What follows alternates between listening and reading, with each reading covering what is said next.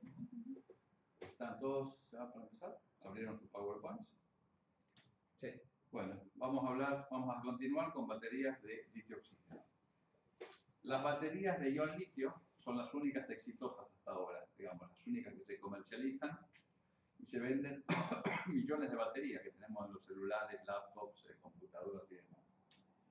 Pero las baterías de ion litio no tienen suficiente densidad de energía para un vehículo eléctrico.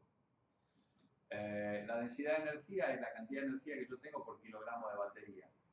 Excluyendo todos los que son componentes inertes, qué sé yo, como contenedor metálico, separadores, carbones y demás, uno puede definir la densidad de energía si conoce la capacidad de la batería por gramo y la multiplica por el voltaje de la batería, el voltaje medio de la batería. Y esa es la comparación que se hace, asumiendo que todo el resto de los componentes de la batería, que también pesan, van a ser iguales para todas.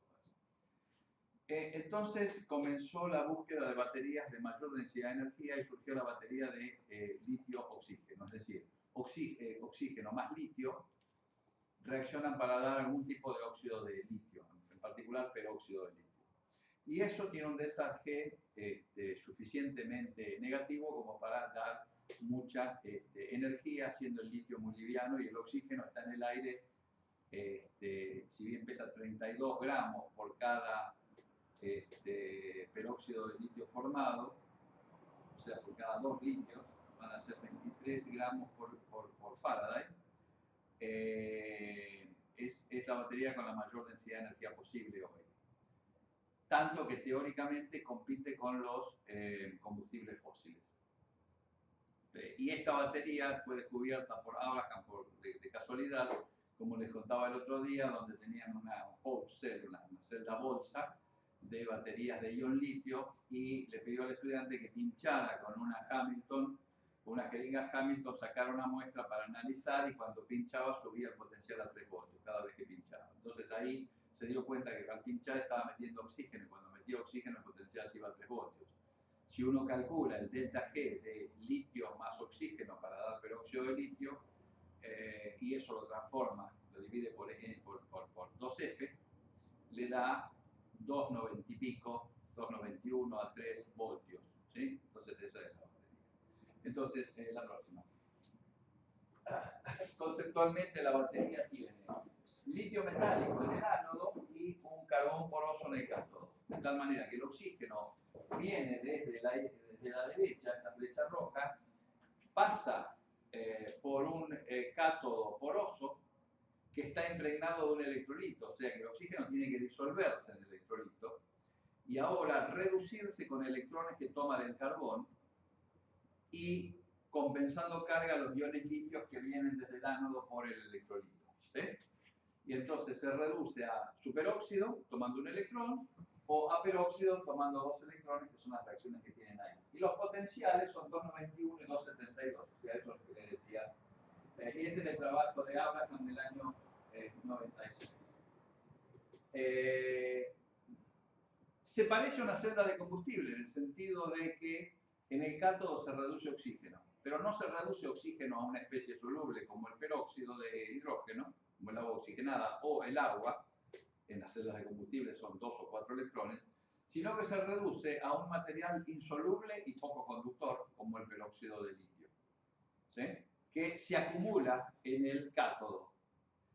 El ánodo no es la oxidación de hidrógeno o de metanol, sino que es la oxidación del litio para dar iones litio. Esto ya trae un problema que es la seguridad de tener ánodos de litio, ánodos de metales alcalinos que son altamente reactivos.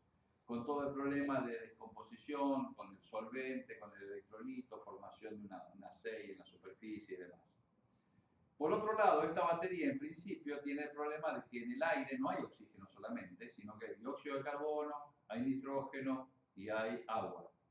Por lo tanto, estos tienen que ser filtrados para que lo que llegue al cátodo sea solamente oxígeno. ¿Sí? Suponiendo que ese es un problema de los ingenieros que se resuelve por otro lado, vamos a abocarnos a la química de esta batería. Esta batería fue muy promisoria, pero ahora la gente se está dando cuenta que prácticamente todos los componentes, carbones, electrolitos orgánicos, solventes orgánicos y electrolitos, se descomponen en contacto con superóxido y con peróxido de litio. El litio, vamos a ver, juega un papel también, no solamente es el oxígeno activado, o sea, el oxígeno termodinámicamente es muy oxidante, pero cinéticamente es un mal oxidante. Por eso que estamos vivos, respiramos y no nos quemamos como en una llama, ¿sí? Porque son las especies de reducción de oxígeno las que son termodinámicamente menos oxidantes que el oxígeno, pero cinéticamente mucho más activas. Entonces, esta es la batería, este es el concepto de la batería. Y estas reacciones que están acá escritas en el ánodo y en el cátodo son ideales. Es lo que llamamos química de PowerPoint. En la realidad, se fue descubriendo en los últimos, digamos, 6, 8 años, que esto no es así, que se forma carbonato, fluoruro, que se descompone todo. ¿Sí? La próxima. Esto ya lo habíamos visto, estos son las densidades de energía. En aquel extremo, la batería de plomo ácido tiene muy baja densidad de energía, tanto teórica como práctica. Y cuando nos movemos acá, las de litio-aire, o litio-oxígeno más bien, porque litio-aire tenemos todo el problema de los componentes del aire. El litio-oxígeno, nosotros le metemos oxígeno a la batería. Es casi tan buena como la gasolina, en teoría y en la práctica también. La próxima. Y esto ya lo habíamos visto hace unos años. Teníamos que un auto con las baterías de ion litio tenía una autonomía aproximada de 160 kilómetros, 100 millas por cada recarga. Ahora esto podrá llegar a 200, pero no se puede extender mucho más, de un poco más de 200. ¿Sí? La próxima. Y dijimos que hay varios tipos de baterías. Por ejemplo, acá tenemos una batería de ion litio, acá tenemos una batería de litio-oxígeno, donde tenemos metal litio y carbono poroso con el electrolito. Este electrolito es muy finito, es muy delgado, digamos, no es un vaso lleno de solvente. Y acá tenemos la batería acuosa. En la batería acuosa lo que tenemos que tener es un separador para proteger al metal del agua, y del lado acuoso lo que vamos a formar es hidróxido de litio. Esos separadores no existen, no existe tecnología comercial. O sea, existen cosas que se llaman nasicón, que son membranas cerámicas que dejan pasar sodio, y hay algunas que permiten pasar litio. La velocidad a la cual pasa el litio, los iones litio a través de esa membrana que protege al litio metálico del agua, es demasiado baja para las corrientes que queremos pasar. La corriente que pasa por esta batería, por el circuito externo, tiene que pasar por el electrolito y tiene que pasar por la membrana cerámica. ¿Sí? Y las conductividades todavía son bajas para lo que queremos lograr. Lo mismo que las membranas o los electrolitos sólidos como el polióxido de etileno, de etileno, que hay que trabajar a alta temperatura para aumentar la conductividad. Por otro lado, estas membranas son cerámicas y son rígidas. Entonces, fabricar una batería es complejo porque es fácil que se rompan estas membranas. O sea, uno tiene que hacer una batería que aguante el uso diario en cualquier condición.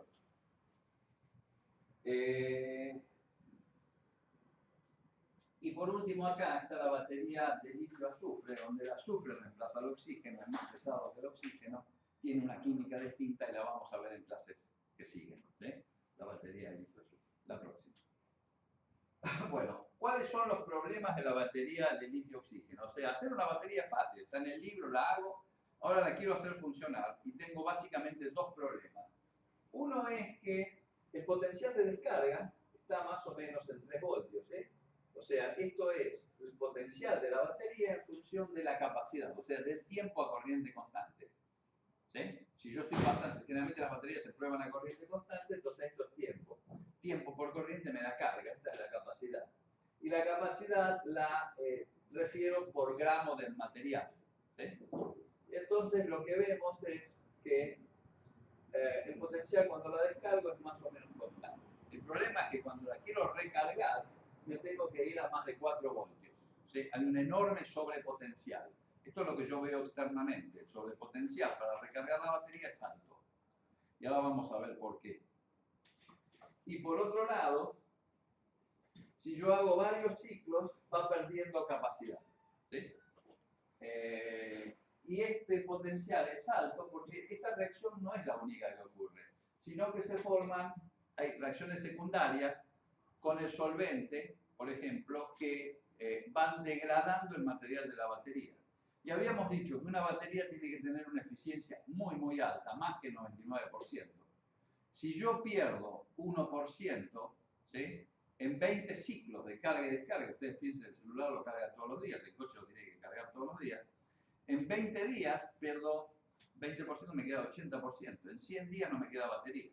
O sea, tiene que ser mucho más que el 99% de eficiencia. Y entonces lo que se produce es pérdida de capacidad. La próxima. La pérdida de capacidad es si yo el primer día puedo cargar una cantidad de carga, el segundo día menos, porque se va deteriorando y la cantidad de material que hay para transformar es muy poquita porque está en una cosa muy chiquitita. Si yo hago un experimento en el laboratorio, esto es importante, con un volumen enorme de solvente, no noto la pérdida de capacidad. ¿Sí? Porque por más que destruya el solvente hay mucho.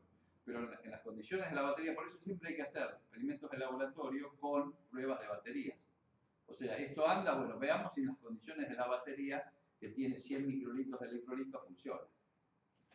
Esto es cómo funciona la batería, ¿no es cierto? Respira oxígeno, forma peróxido, el litio se disuelve y va hacia allá y forma peróxido de litio. Al disolverse el litio, salen electrones al circuito externo, vienen acá y reducen oxígeno.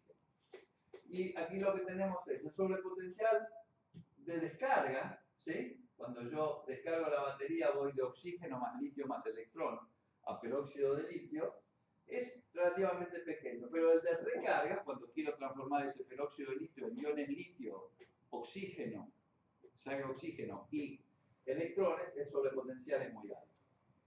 Y como cualquier batería se ve que si yo aumento la corriente que estoy aplicando a la batería, la capacidad va cayendo, ¿sí?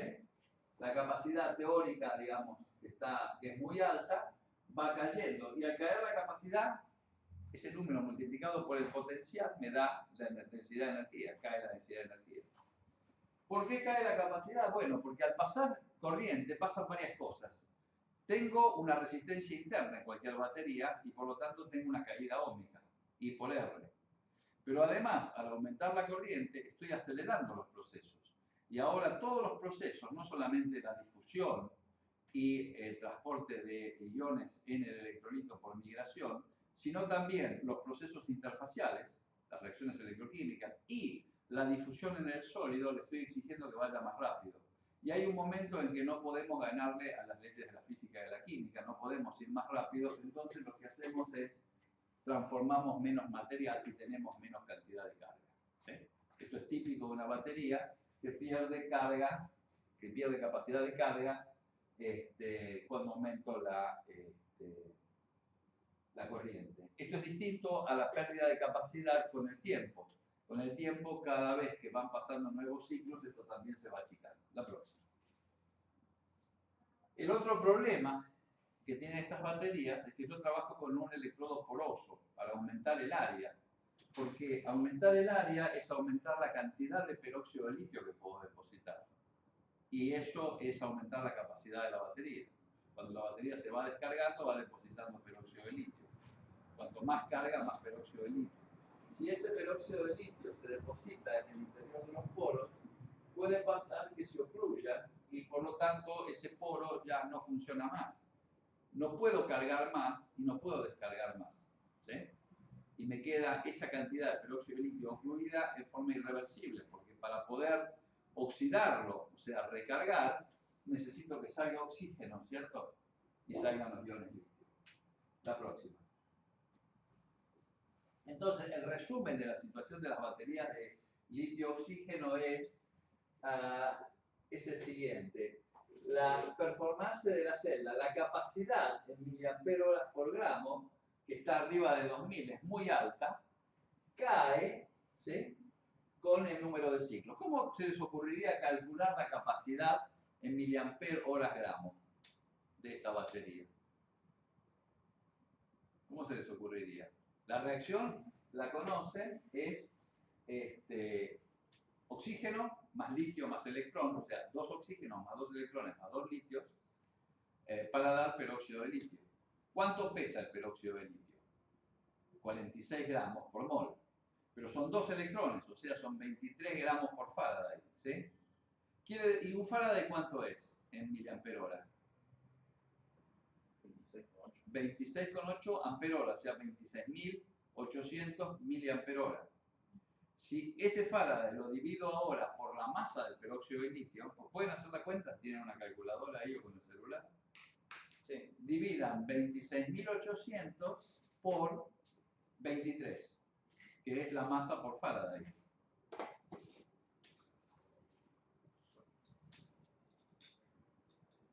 Son 1165. 1165 miliampere hora por gramo, ¿sí? Si ponen peróxido de litio. Y si ponen peróxido de litio. Si ponen superóxido de litio, ¿por cuánto va a ser? El superóxido ahora va a ser 2 oxígenos son 32, más litio 39, ¿sí? Pero es un electrón. Entonces, esa capacidad, que puede ser muy alta acá, cae, ¿sí? Cae con el número de ciclos. Y esto no me sirve. El otro problema es que en el cátodo tengo dióxido de carbono y agua, tengo que filtrarlos, ¿sí? Es otra limitación. Y en el ánodo, ahora, a diferencia de la batería del celular, tengo una batería que tiene litio metálico, que puede formar dendritas que se cortocircuitan la batería. Entonces, en el ánodo tengo problemas de estabilidad y hay que pensar, si pongo otro material, como carbón, silicio, cualquier otro material, disminuyo la capacidad del ánodo. Porque, a ver, ¿cómo calcularíamos la capacidad del ánodo? Es litio que da litio más la reacción, ¿no es cierto? Más electrón. O sea que por cada Faraday tengo, ahora, dividan 26.800 miliampere hora dividido 7 gramos. 3.800. ¿Cuánto? 3.828. Es muy grande, ¿sí? La capacidad, ¿sí? O sea que si, digamos, si no me limita el cátodo, podría sacar 3.800 miliampere hora por cada gramo de litio, ¿sí? Pero si ese litio lo pongo en alguna matriz, grafito, silicio, óxido de titanio, cualquier otro material que se use como ánodo, me va a dar menos que eso, porque va a haber más masa y menos masa de litio, ¿sí? O sea, voy a tener que dividir por una masa más grande, porque cada 7 gramos de litio los voy a tener que poner en, no sé, 20, 30 gramos de otra cosa. Pero ese mismo alojamiento vale con el cátodo. ¿Cómo? Ese mismo alojamiento vale con el cátodo también. Porque necesariamente para reducir el Tengo carbón. Sí. Y mientras más área voy a poder reducir más oxígeno, Sí. También me va a afectar de la misma forma el cátodo. Exactamente. Y en el cátodo es interesante que uno pueda hacer la cuenta con el litio o con el peróxido de litio. Si yo no cuento el oxígeno de afuera, divido 26.800 miliampere hora por 7 gramos y me da 3.000 y pico, ¿sí? Que es la densidad, la capacidad inicial, ¿sí? Por eso que acá yo no tengo 1.000 y pico, sino más de 2.000 y pico, inicial. Pero ¿qué ocurre? A medida que voy descargando la batería, estoy incorporando átomos de oxígeno. Y ahora el peso es mayor. Ahora esos 26.800 miliampere hora los tengo que dividir por más masa. Con lo cual, si lo divido por la masa total final de peróxido de litio por Faraday, me dan 1.100 y pico, ¿sí? Pero acá cae mucho más, cae a 0.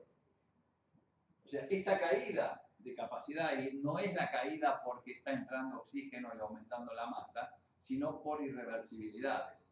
Mi batería no es reversible. La reacción no es la que yo creía, litio más oxígeno más electrón peróxido de litio. Esa es de PowerPoint, pero la reacción real involucra otras cosas que es lo que vamos a ver. Y hay una cantidad enorme de evidencia que vamos a ver hoy. Y también el tema es el electrolito, ¿no es cierto? Los problemas del electrolito sobre el oxígeno es poco soluble, son milimol por litro de electrolito.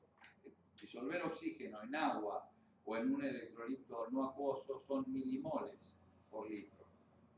¿Sí? Porque si yo tuviera una enorme cantidad de oxígeno disuelto, todo andaría más rápido. Y tengo problemas de conductividad, de estabilidad del electrolito frente a los compuestos que se van formando y la volatilidad. La próxima. Esta es una imagen. Entonces, estos son los desafíos. Las baterías de litio-aire tienen mayor densidad gravimétrica que litio cobalto oxígeno 2, que tenía 130. Acá estamos hablando de 3000 o de 1000. ¿Sí? De ahí que es importante ver si las podemos desarrollar, porque estamos ganando 10 veces en capacidad y 10 veces en densidad de energía. Tenemos que entender qué reacciones ocurren, tenemos que desarrollar electrolitos resistentes a la oxidación en presencia de oxígeno y peróxido de litio. Tenemos que entender la naturaleza de la electrocatálisis en la formación de productos, cómo es la reacción. Es muy distinto a lo que se sabe de la reducción de oxígeno en medio acuoso, que se ha desarrollado en los últimos 50 años muchísimo por las celdas de combustible. O sea que es una química relativamente nueva. Si bien la reducción de oxígeno en medios apróticos se conoce desde hace mucho, la presencia de iones chicos como el litio complica las cosas. Tenemos que desarrollar nuevas estructuras, nanoestructuras de cátodos de aire para facilitar el transporte del oxígeno del litio. Entonces, fíjense, en el cátodo yo tengo que tener buen transporte electrónico, o sea, tengo que tener un material carbonoso o poroso, y buen transporte iónico de iones litio, y de oxígeno.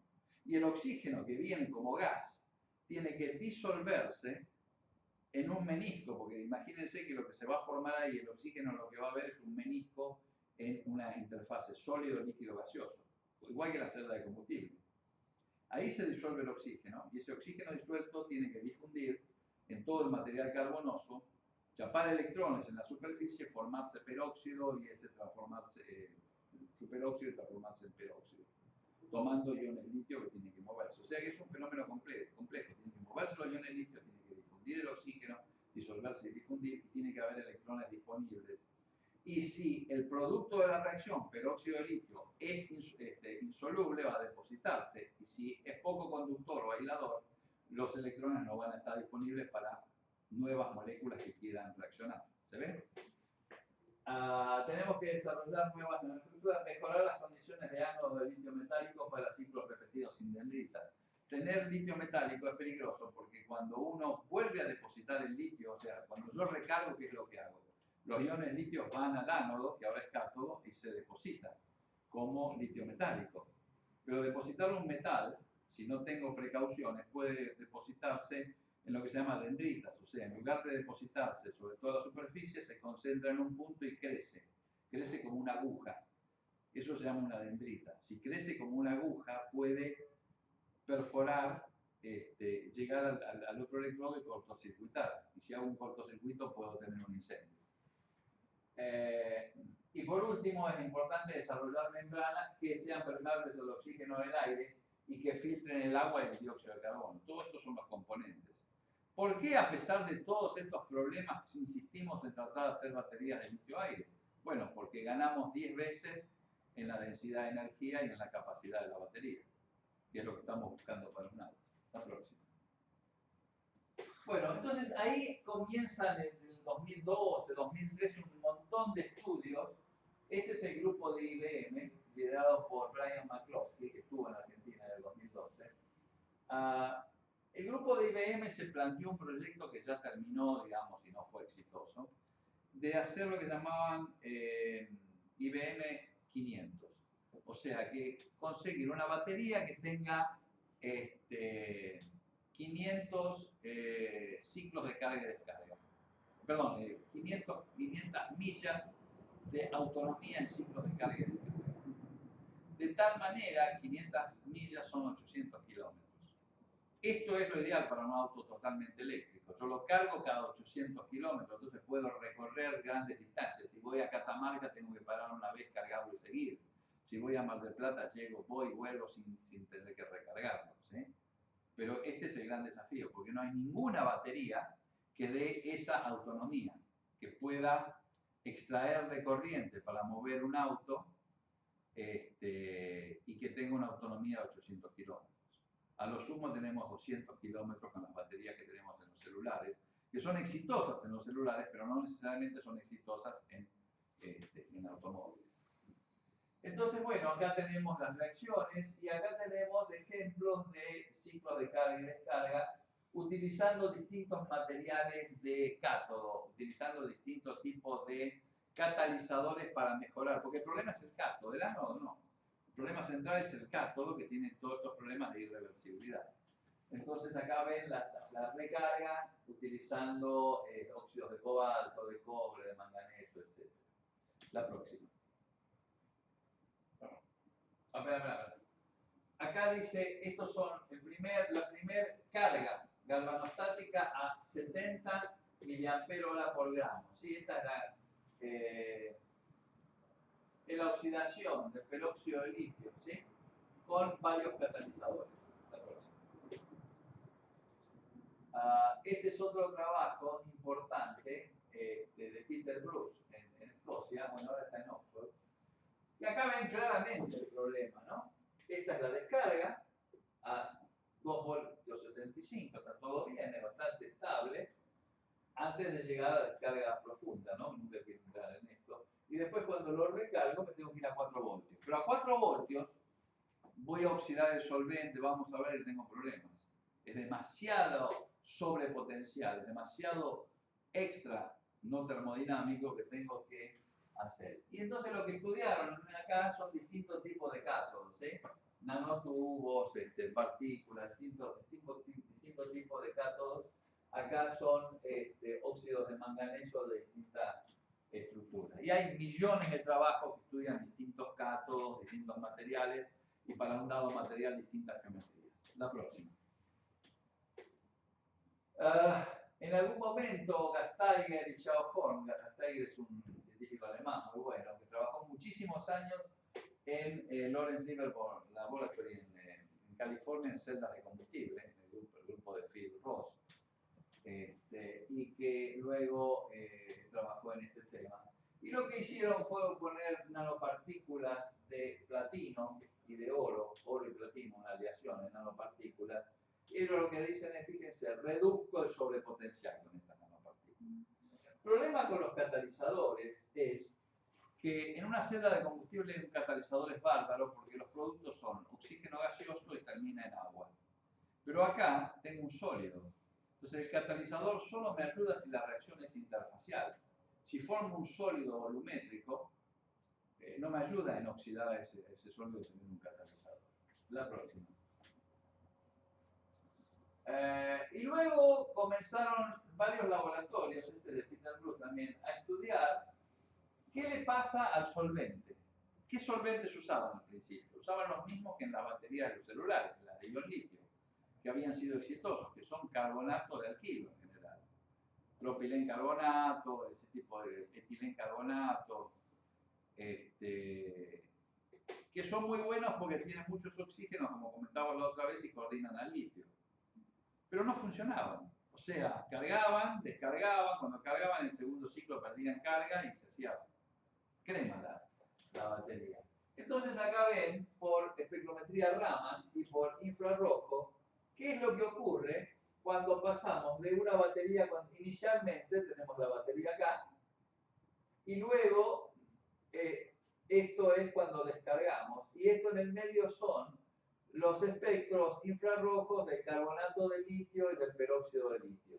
Claramente, lo que queremos ver es peróxido de litio, pero también vemos carbonato de litio. ¿Se ve? O sea, cuando estudiamos, después de cargar y descargar varias veces, sacamos el material, lo llevamos al espectrofotómetro, vemos que se formó carbonato que no estaba en las ecuaciones que habíamos escrito al principio. ¿De dónde vino ese carbonato? Bueno, puede venir del carbón, o puede venir del cátodo de carbón, o puede venir del solvente. Si reemplazo el cátodo de carbón por oro, y todavía veo carbonato, evidentemente no viene del carbón, viene del solvente, que se descompone.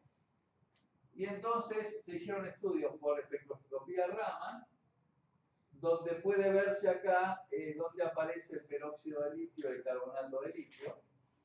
Esto es a potencial abierto y esto es cuando le aplico 2 voltios y aparece carbonato.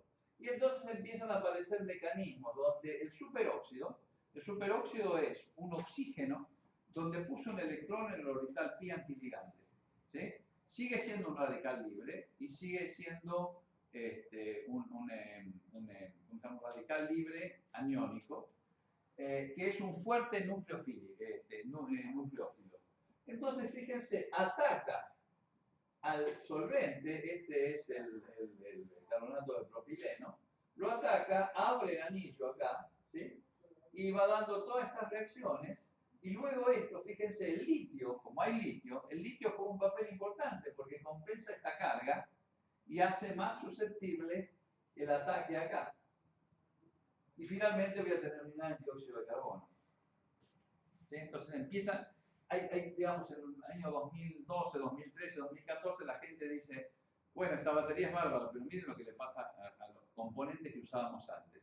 Tenemos que cambiar. Y se empiezan a cambiar de carbonato, pasan a ésteres, pasan a una cantidad de solventes que vamos a ir viendo. La próxima. Bueno, acá también, acá lo que vamos viendo es, estos son, cuando comenzamos, este es un espectro infrarrojo, no hay nada prácticamente. Después de 6 ciclos empiezan a aparecer cosas, en 10 ciclos, en 30 ciclos, y ahora comparo esas cosas con ¿qué?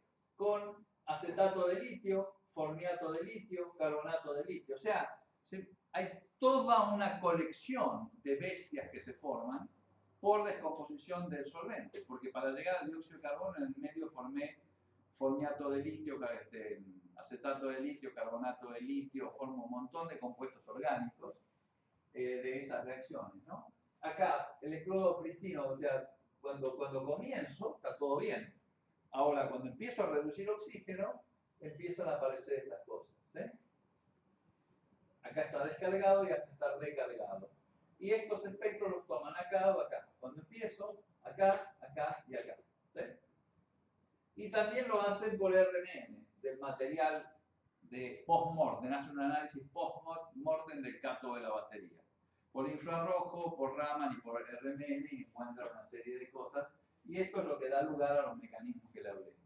También reemplazan con carbono 14, oxígeno 18 y pueden determinar de dónde vino. Si yo marco el solvente con carbono 14, me va a aparecer compuestos con carbono 14 en los productos de degradación que no vienen del carbón sino del solvente. La próxima. McCloskey empezó con experimentos en los cuales utilizaba una técnica que se llama TEMS, que tenemos acá en el laboratorio y que voy a mostrar resultados nuestros también. Y la técnica consiste en tener una celda con una membrana de teflón metalizada. Entonces, la celda de un lado tiene el electrolito, la batería, y está metalizada, por ejemplo, con oro, que yo lo puedo pintar con un catalizador, con carbón, con lo que quiera. Ahí hago mi electroquímica, ¿sí? El teflón no deja pasar al solvente, pero sí digamos, los vapores y los gases. Entonces, el oxígeno disuelto puede pasar por la membrana de teflón y del otro lado tengo alto vacío y un espectrómetro de masa. Entonces miro oxígeno 18. ¿Qué voy a ver? Voy a ver 16, 18, 32, para dos oxígenos 16, 34, 33 y tengo oxígeno 18, 16, todas las combinaciones posibles. Si durante la descarga consumo oxígeno, en masa va a haber menos oxígeno. Si después oxido a peróxido, voy a ver un aumento de oxígeno. Entonces yo podría ver, si la reacción fuera perfecta, consumo oxígeno, formo oxígeno. La cantidad que consumo es la misma que formo. Pero también puedo mirar 44, que es dióxido de carbono, y otras cosas volátiles. Y lo que ven es exactamente, ven, en primer lugar, oxígeno, pero también dióxido de carbono y también hidrógeno. ¿De dónde viene el hidrógeno? El hidrógeno viene de trazas de agua que reaccionan en el ánodo de la batería y dan hidrógeno. ¿Sí? Entonces, esto ahora es, fíjense, vamos a ver después en el laboratorio cómo es el espectrómetro básicamente me permite ver los compuestos volátiles. así como el infrarrojo me permitía ver qué había en la superficie, el infrarrojo de Raman, acá lo que miro son los componentes volátiles, el oxígeno y el dióxido de carbono. La próxima. Entonces el panorama se va, este también es de McCloskey, el panorama se va complicando porque la reacción no es tan simple como oxígeno a peróxido de litio. Y ahora es una cuestión de buscar qué materiales de cátodo utilizo y qué solventes puedo utilizar. Y acá McCloskey lo que tiene en esta transparencia es, en este caso tiene tiene carbonato de propileno, propilengarbonate, y dimetil etano, dimetoxietano. Y acá tiene carbonato de etileno con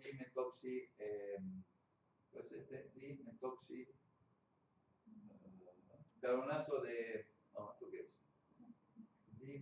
Dimetilcarbonato. Y esto es dimetoxietano. Y entonces lo que ve es la formación de peróxido de litio en este caso, ¿sí? Y acá lo que estudia es, utiliza un papel de carbón y le van apareciendo señales acá en los distintos solventes y ve carbonato, fundamentalmente señales de carbonato, además de peróxido. O sea, que cuando el electrodo se descargó, el cátodo, además de peróxido de litio tengo carbonato. El carbonato no lo voy a poder oxidar a oxígeno. Me va a bloquear la superficie, ¿sí? Y voy a necesitar 4 voltios para oxidarlo, vamos a ver después.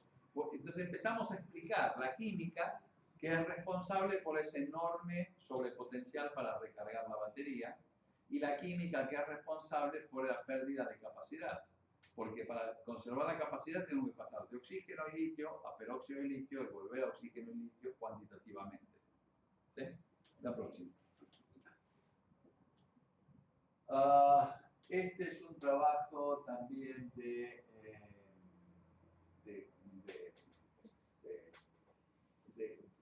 grupo de Peter Bruce, y es también sobre el uso de solventes no acuosos. En este caso son glimas, son poliéteres. Los poliéteres que disuelven muy bien, coordinan muy bien al litio. Y lo que muestra acá es cómo estos poliéteres son atacados. Lo que se ataca acá es se ve el carbono, hidrógeno, oxígeno, el metileno. Los metilenos estos sufren ataque nucleofílico, dan un radical, adicionan oxígeno. Fíjense, primero hay un ataque de una especie que no es oxígeno, es su producto de reducción, el superóxido, muy reactivo, chapa un hidrógeno de acá. Y ahora tengo un radical libre que puede atacar a una molécula de oxígeno, es como en una llama. Ese radical libre ahora puede activar una molécula de oxígeno que sola no podía jorobar mucho al solvente, ¿sí? Y adiciona acá un peróxido. Ahora tengo un peróxido orgánico y empiezo a tener descomposición por oxidación, esterificación, polimerización y todas estas porquerías que se forman. Y termino con, fíjense, termino con carbonato acá. Es el mecanismo propuesto. Y las evidencias para esto están acá. Fíjense, primer ciclo, bárbaro, miren, descargo hasta acá, tengo 3000 mAh de capacidad, recargo a un potencial horrible, 4 voltios y medio. En el segundo ciclo vengo hasta por acá, ¿sí? Y en el quinto ciclo perdí toda esta carga. ¿Sí? Y ahí tienen bien claro cuáles son los dos problemas: pérdida de carga y muy alto sobrepotencial. A ese alto sobrepotencial, yo estoy oxidando todas esas cosas que se formaron, pero la superficie no me queda limpia y no puedo volver a reducir oxígeno con esta capacidad. La próxima. Hubo grupos, por ejemplo, Noskov en California, es un danés que está en California, que hace cálculos teóricos de DFT, que ha hecho todo el cálculo desde litio más electrón más oxígeno hasta llegar, todo el cálculo con DFT de lo que se llama energy landscape, o sea, todos los niveles de energía que va atravesando cuando le voy agregando litio y electrones acá. Ha hecho un cálculo y ha hecho un modelo de peróxido de litio, porque el peróxido de litio es un aislador. Pero entonces empezó a hacer modelos de peróxido de litio donde expongo ciertas caras cristalográficas en una superficie, tengo una película muy delgada. Obviamente en estos cálculos se calculan par de átomos, digamos, espesor. Y ha encontrado, digamos, cuáles son las densidades de estados y el comportamiento que tiene ese peróxido. O sea, esto es, digamos, hoy la química computacional es una herramienta muy, muy importante que ayuda a entender al experimentalista. Entonces, ha habido este tipo de estudios aproximados. Y acá lo que tienen es cómo puede predecir, es el mismo grupo, cómo puede predecir la conductividad de este peróxido de litio. ¿Sí? Estas son curvas corrientes de tensión. Si miro distintas caras cristalográficas del peróxido de litio. En definitiva, la idea que hay hoy es que ese peróxido de litio en su superficie tiene superóxidos. O sea que hay como un cambio gradual, ¿sí? Y esos superóxidos en la superficie, esto es lo que dice Penn, me comentó el año pasado, estaba en Estados Unidos, Penn trabajó con Peter Bruce, y lo que dice es que ese superóxido que queda adherido al peróxido de litio, fíjense que es muy sutil la diferencia. Si yo voy acomodando litios y peróxidos sobre la superficie, o sea, ¿cómo se formó? El superóxido dismuta, vamos a ver después si da peróxido. Entonces, sobre la superficie hay un superóxido que es mucho más reactivo que el superóxido que puedo tener en solución. Y ese es el que rompe al solvente. Es la próxima. Bueno, ahora empezamos con nuestro trabajo, con nuestros propios estudios. La primera cosa es, sobre el lado izquierdo, lo que vemos es la reducción de oxígeno en presencia de dimetilsulfóxido con un catión grande, tetraetilamonio. O sea, yo tengo un perclorato, por ejemplo, de tetraetilamonio, disuelvo oxígeno de una solución por ejemplo, perclorato de tetraetilamonio, tetrabutilamonio en dimetilsulfóxido o acetonitrilo, disuelvo oxígeno y hago una voltametría. ¿Y qué es lo que me encuentro a distinta velocidad de barrido? Un pico de reducción. Si hago un análisis con una ecuación que se llama ecuación de Selig, me permite saber que ese pico corresponde a un electrón. Y si ahora pienso en la estructura electrónica, si yo le agrego un electrón al oxígeno, formo el anión radical superóxido. ¿Sí? El oxígeno tiene en el orbital, el último orbital de la molécula de oxígeno, tiene 2 electrones en los orbitales pi antiligantes que no están apareados, por eso es paramagnética. Si uno agarra oxígeno líquido en un termo y lo cuelga en una cuerda de 5 metros de largo y pone un imán, puede mover el termo. Yo lo he visto. Si pone nitrógeno no lo puede hacer, es paramagnético. Si yo ahora le agrego un electrón, apareo uno de esos dos en el pi antiligante y queda el otro no apareado, sigue siendo un radical, ahora es superóxido, ¿sí? Ahora la distancia oxígeno-oxígeno se contrae un poco y ese superóxido es muy reactivo. Y entonces esto es la reducción de oxígeno a superóxido. Si yo barro muy rápido lo vuelvo a pescar arriba, o sea, lo oxido ahora a oxígeno, o sea que esto es reducción de oxígeno a superóxido y oxidación nuevamente a oxígeno. Hay un poquito de caída óhmica, estos picos están un poquito corridos, tendría que estar, si yo corrigiera por caída óhmica, me daría mucho más cercanos. Es una típica voltametría de especies en solución. O sea, reduzco oxígeno a superóxido y lo oxido nuevamente a oxígeno. ¿Qué pasa si pongo, y eso está hecho en tetrabutilamonio, que es un catión grande? Si yo ahora pongo sodio, pongo cesio, potasio, no pasa mucho. Si pongo sodio tampoco, pero si pongo litio, cambia totalmente la voltametría, pierdo este pico acá. ¿Sí? Tengo un pico acá, pero cuando oxido no hay superóxido. ¿Sí? Y la razón es que ahora el litio es chiquitito, muy polarizante de ese oxígeno, y el superóxido de litio no es estable. De hecho, superóxido, oxígeno 2 menos, se descubrió en 1935 más o menos y se lo llamó superóxido y lo que se fabricó fue superóxido de potasio. O sea, en presencia de iones potasio, si yo reduzco el litio en un solvente orgánico, formo un compuesto anaranjado que tenemos en la caja de guantes, si uno lo puede comprar, y es totalmente estable. Superóxido de potasio. El superóxido de litio no. Solo se lo puedo detectar a muy baja temperatura. ¿Sí? Una especie estable. A temperatura ambiente no es estable el superóxido de litio. Y entonces, cuando vuelvo, no puedo oxidar. Mira, acá de este lado tengo litio, ¿sí? Esto es una voltametría sobre oro y sobre platino. Sobre oro, platino y carbono vitrio. Hay 3 voltametrías. Tengo un pico de reducción y entonces la reacción que tengo es oxígeno más 2 litios más 2 electrones da peróxido de litio. ¿Sí? Se puede formar superóxido y si superóxido se dismuta, ahora vamos a discutir esas reacciones después en detalle. ¿Sí? Pero entonces esta es la electroquímica de un solvente aprótico con un catión hidrofóbico grande que puede estabilizar al superóxido. En presencia de cationes grandes el superóxido se estabiliza. Si pongo litio se desestabiliza y se forma peróxido. La próxima. Entonces estamos entendiendo ahora la química. Estos son 2 voltametrías, una es HOPG, es Highly Oriented Pyrolytic Graphite.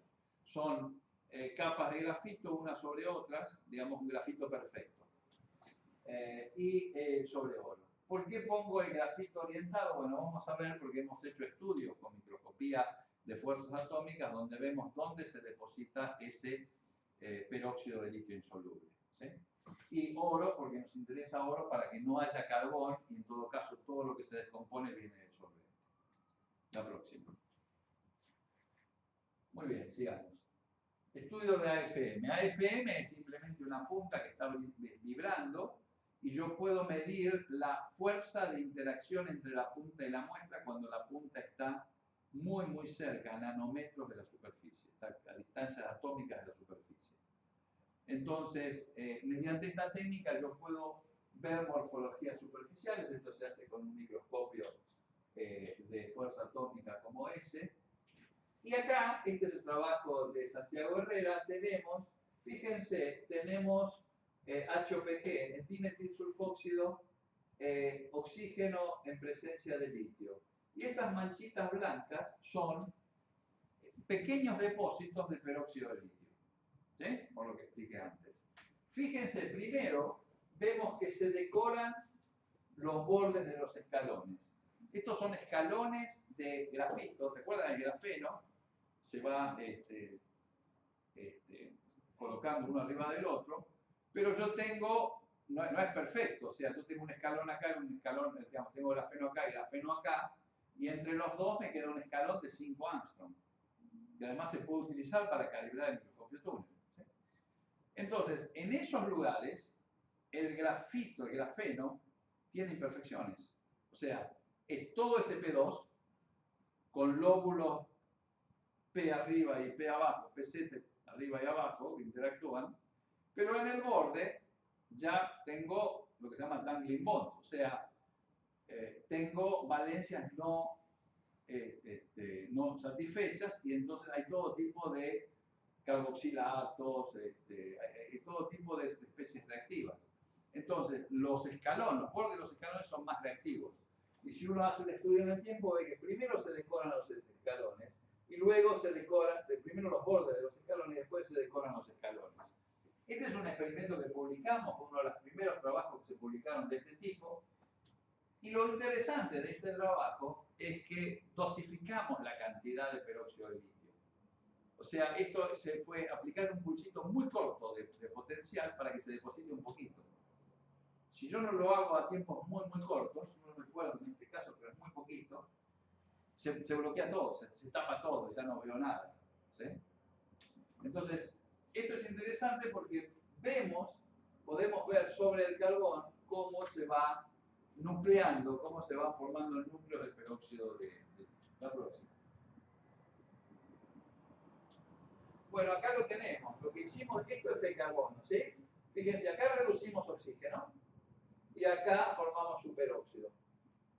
Y si vamos muy acá, oxidamos el solvente. Pero cuando miramos no tenemos solamente, porque el superóxido es soluble, no lo puedo ver. Vemos peróxido.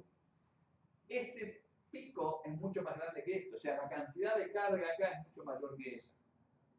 Quiere decir que parte de ese superóxido se fue a la solución o se descompuso.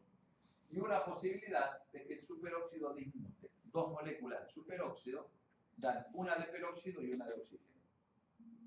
Como tengo litio y el peróxido es insoluble, se forma esto. ¿Sí? Entonces es interesante porque es una electroquímica muy limpia acá, ¿no? Estos picos acá tengo muy poca caída óhmica, dan perfecto esto y esto. ¿Sí? O sea, comienzo acá, hago este barrido, y paro acá. Y miro y lo que tengo es esto. Y estas partículas tienen una distribución con un promedio de 12 nanómetros. 120 angstrom de diámetro esa partícula.